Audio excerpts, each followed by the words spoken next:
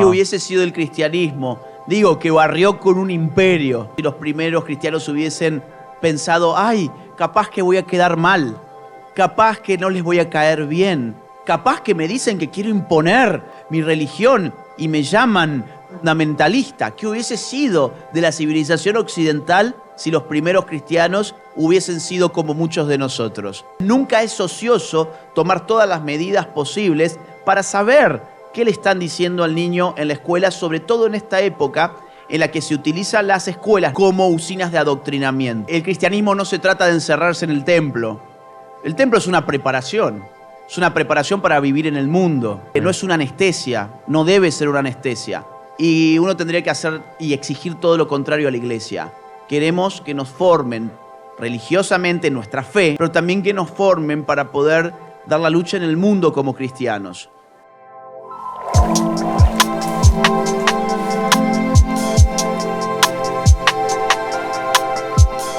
Hola a todos, ¿cómo están? Estamos súper felices de tener este espacio, este tiempo. Tenemos un invitado súper especial, Agustín Laje, escritor, politólogo, y podría añadir muchas cosas más. Gracias, Agustín. No, gracias a vos. Gracias por el espacio. Gracias por estar con nosotros. ¿Quinto año? ¿Sexto? Yo creo que quinto. Quinto, ¿verdad? Creo que la primera vez que vine fue en el 19, pero me Correcto. parece que hay un año en el que no se hizo, que debe haber sido la pandemia, en el 20. Sí. No sé si en el 20 se habrá hecho, calculo que no. Así que estoy casi seguro que 5 por lo menos. Sí. Definitivamente hemos aprendido mucho de ti a lo largo de estos años y te agradecemos. Justamente ayer nos presentabas tu último libro y nos dabas una clase magistral acerca del globalismo. Pero hay algunos puntos que me gustaría que podamos profundizar ahora mismo en este espacio. Y he preparado algunas preguntas para ti. Quiero hacerte la primera. Sí. Para conocer tu opinión y que nos puedas ayudar como cristianos, como personas que obviamente desde su fe tenemos una línea por lo general más conservadora en nuestra orientación política, social. Y te quiero hacer la siguiente pregunta. ¿Qué ataques principales sufre hoy la familia y qué rol debe tener la iglesia para proteger y fortalecer la institución familiar? Mira, podemos empezar desde acá. En la década del 80, un sociólogo norteamericano llamado Christopher Lasch publicó un estudio sobre la institución familiar que llevó el título de Refugio en un mundo despiadado. Wow. Un gran título, ¿no? Muy bueno. Refugio en un mundo despiadado. La hipótesis o la tesis de Lasch en ese libro es que la decadencia de la institución familiar en los Estados Unidos no respondía a la espontaneidad social. No era algo que se estaba dando por mero azar o por la evolución de los tiempos, sino que respondía a presiones de las ideologías políticas imperantes y de las políticas públicas que se estaban llevando adelante en los Estados Unidos. Si uno trae esa idea al siglo XXI, parece que Lasch no hubiese escrito en la década del 80, sino que fuese un autor completamente actual. Totalmente. A lo que yo me dedico a estudiar, que son las ideologías políticas contemporáneas, te diría que presentan ciertas amenazas para la institución familiar que las podemos resumir en 3 o 4 puntos. En primer lugar, hace alrededor de 10 años ya, en todo Occidente se despertó el auge de la ideología feminista radical. Sí. La ideología feminista radical ha sido una gran amenaza contra la institución familiar por un motivo muy sencillo de entender, y es que lo que postula es una lucha, una guerra irreconciliable entre hombres y mujeres. Sí. La idea del feminismo radical es que hombres y mujeres son incompatibles, que los hombres, casi que por naturaleza, son peligrosos para el sexo femenino y que lo que mejor que puede hacer el sexo femenino es combatir al hombre, sino simplemente aislarse de él. Esto evidentemente es un golpe muy fuerte contra la familia que por definición está compuesta de hombres y de mujeres, tanto en el sentido de un esposo y de una esposa como en la relación de padres con hijas. La relación de padres con hijas ha quedado también muy impactada allí donde la hija, por ejemplo, abraza las ideologías feministas. La relación entre el novio y la novia, entre el esposo y la esposa, queda impactada negativamente allí donde la mujer abraza la ideología feminista. Entonces, en primer lugar, te diría un fenómeno muy nuevo que tiene menos de 10 años en nuestros países. El feminismo radical ha afectado negativamente a la familia. En segundo lugar, el abortismo. La Claro. idea de que legalizar el aborto es conforme a la justicia y al derecho y que apuntala la libertad de la mujer para decidir sobre su cuerpo y que libera a la mujer del machismo y libera a la mujer de la opresión del patriarcado, ha generado un daño muy profundo en la familia, dado que habilita, no solo judicialmente, sino también moralmente, el aniquilamiento del miembro más joven e inocente Claro. de cualquier familia, que es el niño en gestación. Sí. El niño en gestación es lo más débil de la institución familiar y esa ideología que tiene no solo fines políticos, sino también económicos. Las industrias del aborto han impulsado a los movimientos abortistas, les han financiado, les han pagado en las campañas enteras para legalizar en nuestros países la práctica del aborto. Bueno, el aborto también ha sido un golpe muy duro para familias que han pensado que estas prácticas eran inocuas. Y en tercer lugar tenemos la ideología de género, que también ha tenido su auge en los últimos 10 años. Sí. Fíjate que la última década ha sido atroz desde el punto de vista ideológico-político para la institución familiar. La ideología de género es una doctrina política sobre la sexualidad del ser humano que supone que la sexualidad no se define por medio de la naturaleza o de la biología, sino que está definida por la autopercepción de cada quien. Con lo cual, no tendría ninguna relación con mi identidad sexual, mi biología sexual, sino que mi identidad sexual puede ser autodeterminada por medio de mi autopercepción. Esto a los más chicos de la familia a través de la educación sexual integral, que es la manera como le han bajado la ideología de género a las criaturas, les ha confundido sexualmente y les ha generado un grave problema familiar. Incluso ha inutilizado, ha inhabilitado a muchas personas de las nuevas generaciones a tener sus propias familias. Te pongo un dato para que veas la magnitud de esto. En Estados Unidos, la encuestadora Gallup, hace solo un año, estudió qué porcentaje de LGBT había en cada generación. La generación de ancianos en Estados Unidos representa un 2% de LGBT. O dicho de otra forma, entre los ancianos de Estados Unidos, los baby boomers, solo hay un 2% de LGBT. Ahora, cuando fueron a estudiar a los adolescentes en Estados Unidos, la generación Z, casi el 25% de los adolescentes en Estados Unidos son hoy, o se declaran hoy en las encuestas, LGBT. O sea, casi un cuarto de la población joven norteamericana no va a tener familia, no se va a reproducir. Estas tres son las ideologías que en la última década han impactado muy negativamente sobre la institución familiar. El feminismo radical, el abortismo y la ideología de género. Y como cristianos o la iglesia, ¿cómo debería responder ante estos fenómenos? Bueno, hay varias cosas que se pueden hacer. En primer lugar, lo más sencillo, entre comillas, es empezar a hablarlo. Empezar a hablarlo tanto desde un punto de vista bíblico, teológico, que es, digamos, la razón de ser de la iglesia y es para lo que la iglesia está, para comunicar teología en definitiva, pero también tratar de ofrecerle al pueblo cristiano un lenguaje secular respecto de estos temas. Porque el día de mañana el joven de la iglesia va a ir a la universidad y en la universidad va a tener que debatir.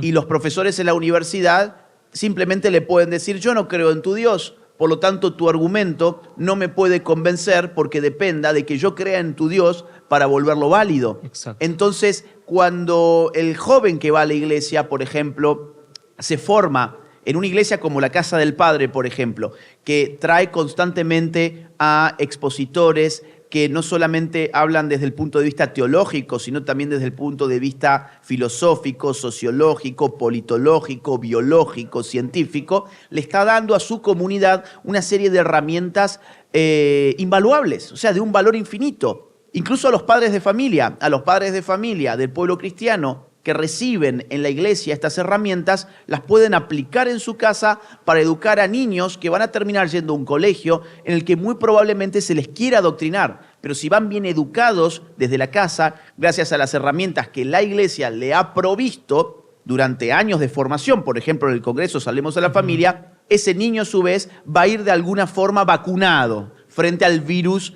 de las ideologías de moda que les meten en el colegio. Y en segundo lugar, o sea, por un lado está la formación, Sí. pero por otro lado está la acción, la proacción. Las iglesias deben estar atentas de lo que ocurre en la esfera pública, de lo que ocurre en los congresos nacionales, en la producción de leyes, en las elecciones presidenciales. No es lo mismo que gane un político u otro. Hay Sí. políticos pro vida, hay políticos pro aborto, hay políticos pro ideología de género, hay políticos pro familia. Si la iglesia está atenta a ello, dado el enorme poder social que tiene la iglesia en términos cuantitativos, es decir, nuestros pueblos, la mayoría de las personas creen en Dios, tiene una fe. Si le pudiera la iglesia movilizar para, en determinados casos, hacer escuchar a nivel público la voz del pueblo cristiano, eso sin lugar a dudas tiene un efecto impresionante. Te pongo un caso del Perú, que además se regó como pólvora en toda América Latina, y fue Con mis hijos no te metas. Sí. Con mis hijos no te metas le costó el puesto a ministros de este país y frenó la ideología de género, no en una oportunidad, sino en varias oportunidades, y sirvió como ejemplo en otros países como Ecuador, Argentina, Costa Rica, Chile y muchos otros más para frenar la ideología de género. La movilización en las calles ha sido sin dudas muy importantes. Y gracias por tu respuesta. Definitivamente nos da un panorama mucho más claro. Pero, ¿cómo aterrizamos eso en el día a día en casa? Digamos, entre en la relación de papás e hijos. Mira, yo recién te hablaba de las vacunas. A mí me gusta mucho esa metáfora, la uso desde antes del COVID, por cierto. No me refiero a la vacuna del COVID, Sí. Pero porque me gusta el mecanismo. El mecanismo de la vacuna consiste en introyectar un virus que está desactivado o que está reducido para que el cuerpo del ser humano desarrolle una especie de batalla interna contra un virus que está condenado a morir, digamos así. Sí. Porque o sea por la dosis o porque lo tienen desactivado. Entonces, el cuerpo humano adquiere anticuerpos y cuando el verdadero virus va a ingresar, ese cuerpo ya está listo para dar el buen combate. Lo mismo ocurre en estos casos. ¿A qué me refiero? A que los padres de familia podrían, es una sugerencia, vacunar a sus propios hijos contra estas ideologías, lo cual significa ellos mismos introyectarles estos virus antes de que el verdadero virus ingrese por afuera. Y por afuera en algún momento va a ingresar, sea en el colegio con un maestro adoctrinador, sea en las caricaturas que ve el niño en la televisión o en las películas, o sea simplemente en las redes sociales o en la música que escucha. Sí. Esto va a ingresar. No pensemos que podemos tener a los niños en una especie de burbuja, burbuja que le protege del mundo. No, al contrario, hay que pinchar la burbuja, sentarle al niño o a la niña y decirle qué es lo que va a empezar a escuchar. En el mundo de hoy hay un gran ataque especialmente dirigido a los niños, donde vas a empezar a escuchar esto y aquello. Que el sexo lo podés cambiar a tu gusto y a tu parecer, como el color de la camisa, que los hombres y las mujeres son sexos irreconciliables, que el hombre siempre es el opresor, la mujer siempre es oprimida. Le vas a decir que abortar es como quitarse una verruga, como sacarse un parásito del cuerpo. Wow. Le vas a decir todo lo que ya sabés que allí afuera en algún momento le van a decir. Pero a continuación le desactivás el virus. Sí. Vos mismo se lo disminuís. ¿Cómo? Con la verdad. Y para eso vas a tener las herramientas que si las iglesias hacen bien su trabajo y los padres de familia tienen la voluntad de aprender y de desarrollar sus conocimientos en estos temas para proteger a sus propias familias, entonces podrán hacerlo bien y le podrán explicar al niño por qué la ideología de género es una ficción además que genera daños irreversibles, por qué el aborto es un crimen, es ese asesinato del miembro más joven de la familia, o por qué el feminismo radical es la receta perfecta para mantener a una mujer infeliz de por vida.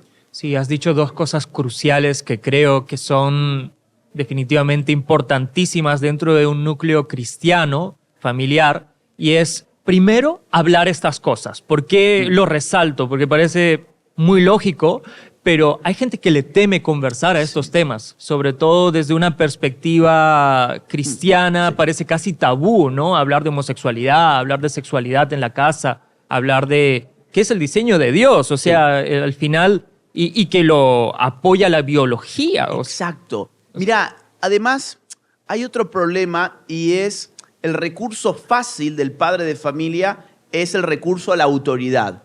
Es decir, mientras estés bajo este techo que es mío, vos tenés que pensar esto.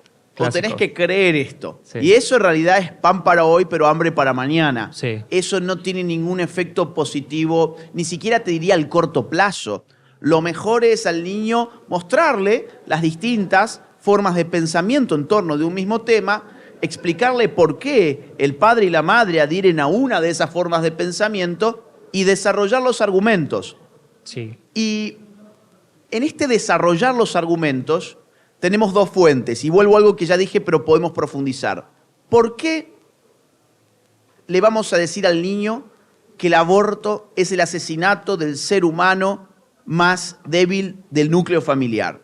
Bueno, por un lado, uno le puede dar razones teológicas. Uno puede darle pasajes bíblicos. Sí. Uno puede explicarle que matar, por ejemplo, a un ser humano es un pecado capital. Y está muy bien, si somos cristianos, tenemos que conocer la doctrina y comunicarla en nuestra familia. Pero al mismo tiempo, por si eso no fuera suficiente, uno podría decirle al niño, además de todo esto, que aquello que se está desarrollando en el vientre materno es un ser humano, ya ha sido descubierto desde hace varios años, por ejemplo, por la genética moderna, que ha encontrado que en el momento de la fecundación del óvulo por el espermatozoide, en el proceso singámico que se da en ese momento, se genera un nuevo individuo con una cantidad completa de cromosomas que pertenece genéticamente a la especie humana, cuyo ADN es distinto del de mamá, distinto del de papá. Por ese motivo no es parte del cuerpo de mamá. Si fuese parte del cuerpo de mamá, entonces tendría que tener el mismo ADN de mamá. Además, está programado para desarrollar todo lo que ya en realidad es. Sus ojos ya están contenidos en ese código genético, su estatura máxima ya está contenido en ese código genético, su sexo está contenido en ese código genético que puede ser igual o distinto al de la mamá. Caso contrario, la mamá siempre tendría niñas. Así es. Que además está todo ya contenido en ese código genético propio de la especie humana en el mismo momento de la fecundación, que empieza a desarrollarse a una velocidad increíble que va formando aquello que ya es un ser humano desde el momento uno. Caso contrario, no podría desarrollarse como un ser humano. Si no fuese desde el principio un ser humano, no podría desarrollarse como un ser humano. Tendría que desarrollarse como otra cosa. Sí. Vos fijate que estos argumentos son entre científicos, genéticos y filosóficos, metafísicos. Es decir, la esencia de ese ser ya es desde el momento uno la del ser humano. Caso contrario, no podría desarrollarse como tal. Entonces el niño va a tener todo un set de argumentos para que cuando le vengan a vender que el aborto es una cosa maravillosa, que es decidir sobre el propio cuerpo de la mujer y es la libertad de la mujer, ese niño o ese joven pueda decir, no, yo tengo estos otros argumentos que me parecen más razonables que los eslogans de moda. Sí.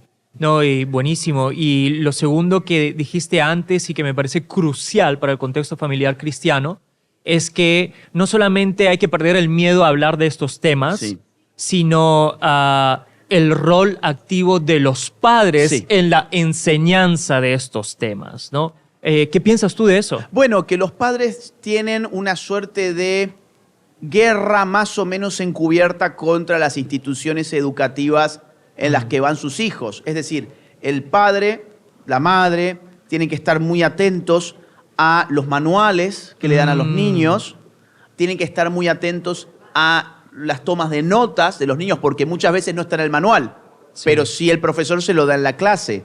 Y además debe conversar con el niño sobre qué está viendo en el colegio, porque que confundan a tu niño en materias tan delicadas e íntimas y frágiles como la sexualidad puede generar daños casi imposibles de revertir. Puede generar daños muy, muy profundos en la psicología del niño. Entonces, nunca es ocioso tomar todas las medidas posibles para saber qué le están diciendo al niño en la escuela, sobre todo en esta época en la que se utilizan las escuelas, no a todas, pero a muchas sí, como usinas de adoctrinamiento. Entonces, el padre, la madre de familia no solo tiene que estar, digamos, educando en su propia casa al niño, sino también atento de a ver qué le están diciendo las instituciones educativas a las que el niño va. Y te hago una consulta, justamente me acabo de pensar en eso en base a tu respuesta. ¿Tú recomendarías hacer homeschool o no? ¿Por qué? ¿Nos puedes aportar un poco de tu visión respecto? Conozco muchas familias que hacen homeschooling que les ha ido muy bien, que el nivel académico de los niños es superlativo. De hecho, tengo entendido, yo no los he revisado, quiero aclarar, pero tengo entendido que ya hay investigaciones que están mostrando que el homeschooling tiene una eficiencia pedagógica, educativa, en términos de resultados, que es impresionante. Pero también creo que no es para todo el mundo. Okay. Es decir, no todas las familias creo que estén en posibilidad de hacerlo. Sospecho, y por lo que llego a conocer, que el homeschooling necesita que uno de los dos, sea el padre o sea la madre, tenga prácticamente tiempo completo. Si los dos padres trabajan, por experiencias de amigos que me lo han comentado, la cosa puede, digamos, salir mal en el sentido de que el nivel de agotamiento y de exigencia que se le exige, valga la redundancia, a uno de los padres puede ser ya demasiado. Si tiene la familia la posibilidad de que uno de los dos adultos pueda dedicarse al homeschooling con su niño, entonces me parece que es una opción que suele dar muy buenos resultados. Gracias por eso. No, con gusto. Una pregunta más. Sí. ¿Crees que el conservadurismo y en particular los valores cristianos tienen futuro en América Latina o estamos ya tarde para frenar el avance progresista? No, al contrario, se está frenando en este momento el avance progresista. Han sucedido algunos acontecimientos políticos en los últimos años en distintos países de nuestra región que han frenado de golpe la avalancha progresista. Por ejemplo, en Argentina, en el año 2023, en noviembre, ganó Javier Milei. Sí. Lo primero que hizo Milei cuando asumió fue, entre otras cosas, eliminar el Ministerio de Género, cuyo propósito era adoctrinar en ideología de género y meter políticas de género hasta en la sopa. Además, nos sacó de la Agenda 2030 de las Naciones Unidas, nos sacó de la agenda, no nos metió en la Agenda 2045, enfrentó las narrativas progresistas en distintas temáticas, como por ejemplo temas de inmigración ilegal, como por ejemplo temas de vida, temas de economía. En Argentina se ha frenado bastante el relato progresista. O por ejemplo, en El Salvador, Nayib Bukele ganó con el 85% de los votos en febrero del 2024. Sí, es un récord, tengo entendido, ¿no? Es récord, es un récord, 85%, y además es una elección limpia. Sí. Porque esos números suelen ser propios de dictadores que es. llaman a elecciones que después son fraudulentas. Correcto. Un estilo Maduro, Chávez, ese tipo de gente. Sí. Pero ni siquiera ellos llegaban al 85%. Ahora, en una elección limpia, con vedores y observadores internacionales, Bukele llegó al 85% y es aclamado. Y él es un gran azote al progresismo en su discurso sobre la seguridad, el garantismo penal, esta cosa prodelincuentes que tiene la ideología progresista. Además, El Salvador ha tenido un gran logro en materia derecho a la vida del niño no nacido recientemente en la Corte Interamericana de los Derechos Humanos. Y luego tenemos el caso de los Estados Unidos, que es muy importante. Sé que la pregunta va por América Latina, pero hoy en Estados Unidos la primera minoría es hispanoamericana. Sí, correcto, entonces es casi que ya nos estamos empezando a confundir bastante con Estados Unidos. Estados Unidos, al regresar Trump a la Casa Blanca, ha representado un azote contra el wokismo, que incluso se ve en las campañas publicitarias. Hasta hace poco, todas las empresas de Estados Unidos eran woke. Todas. Sí. Incluso todas las empresas en Estados Unidos le dedicaban todo el mes de julio al mes del orgullo gay, lo LGBT. Ponían la banderita en sus logos, en las redes sociales. Este año eso cambió. Sí. El mes del orgullo gay ya fue mucho más, fue mucho menos potente que otros años. Muchas marcas han abandonado toda la estética woke y progre, como por ejemplo American Eagle. American Eagle, que tenía toda una estética progre, de deconstrucción, de teoría crítica de la raza incluso, volvió a apostar por una mujer bella para vestir sus jeans. Y fue un éxito de mercado impresionante. Al contrario, todas las marcas y compañías que apostaban por marketing progre, o temáticas progre y woke se vinieron abajo. Incluso hasta una importante marca de cerveza, la cerveza Bud Light, al apostar por tener trans en sus publicidades, perdieron el número 1 del ranking de la cerveza más vendida de Estados Unidos, bajó en ese ranking y le reemplazó la marca mexicana Modelo. Sí. Entonces, digamos, todas las películas de Disney han sido un enorme fracaso. Entonces, está empezando a cambiar bastante en estos años, y cuando vos ves que vienen procesos electorales en América Latina, tanto este año que tenemos Bolivia, tenemos Chile, tenemos Honduras, en estos 3 países las perspectivas del mundo conservador en las encuestas hoy por lo menos son muy buenas. Y para el año que viene tenemos Perú, tenemos Colombia, tenemos Brasil, donde también las perspectivas son realmente buenas para el mundo conservador. En este país, por ejemplo, Rafael López Aliaga está dando muy bien en las encuestas de cara a las elecciones del año que viene. Con lo cual, y resumo en esto, es muy posible que lo que venga ahora en nuestra región sea una ola conservadora que incluso llegue a la política. Wow, buenísimo. Entonces, como cristianos, y perdón si va a sonar como que lo llevo a ridículo, pero no deberíamos sentirnos, ¿cómo decirlo?, intimidados o acomplejados por nuestra forma de pensar, porque muchos parece de que muchas veces por el miedo al rechazo social, al rechazo público, a qué pensarán de mí, quizás no se atreven a defender una postura que firmemente creen y la viven, pero por evitar quizás un conflicto no hacen nada al respecto, ¿no? Bueno, habría que preguntarse qué hubiese sido del cristianismo si los primeros cristianos hubiesen actuado como acomplejados. Wow.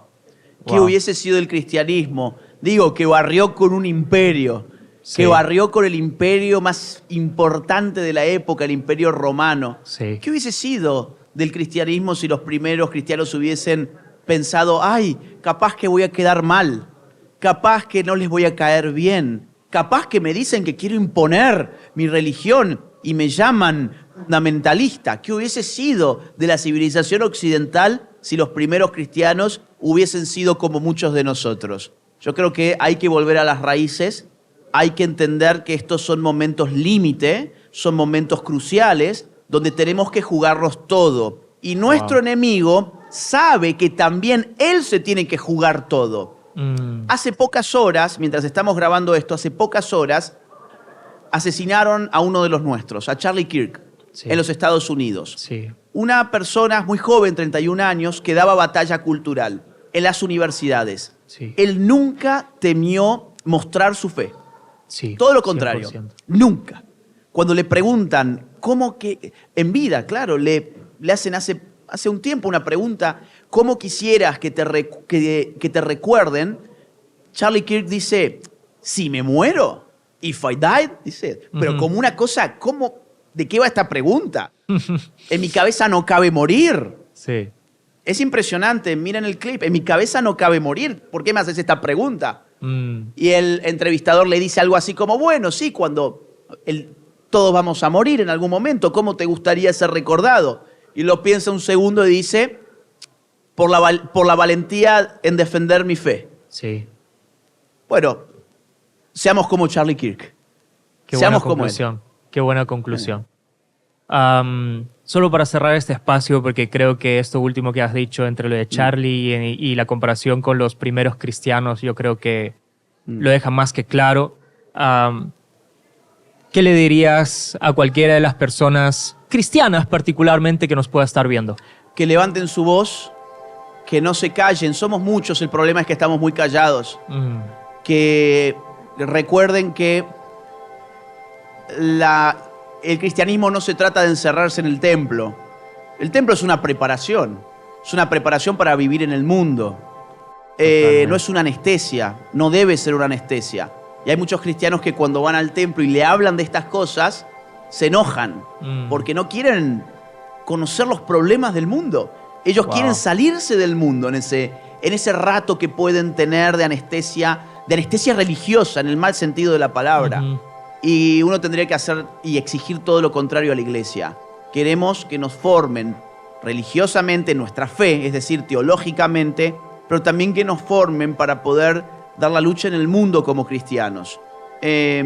Anímense a hablar, anímense a levantar la voz, anímense a informarse de política, voten bien, voten bien. Qué importante ¿Cuántos eso. cristianos hay que por no informarse de política, por pereza, Sí. que por cierto es un grave pecado, por pereza no se han informado y han terminado votando a aquellos que legalizan el aborto, aquellos que mutilan a los niños, aquellos que promueven la pedofilia, aquellos que promueven la guerra de sexos? Ay, pero no es mi culpa porque yo no sabía. No, sí es tu culpa porque te podías informar y no lo hiciste. Por omisión es tu culpa. Incluso no solo por omisión, sino por acción, porque vos fuiste a poner ese voto allí. Wow. Entonces, vienen procesos políticos, es el momento de despertar. No es indiferente para el mundo cristiano quién gana en una elección. No se dejen engañar. No es indiferente para los cristianos qué pasa en las urnas. El cristiano también es ciudadano y debe hacer valer su derecho de ciudadano. Muy bueno. Bueno, con ustedes, Agustín Laje. Bueno, muchas gracias.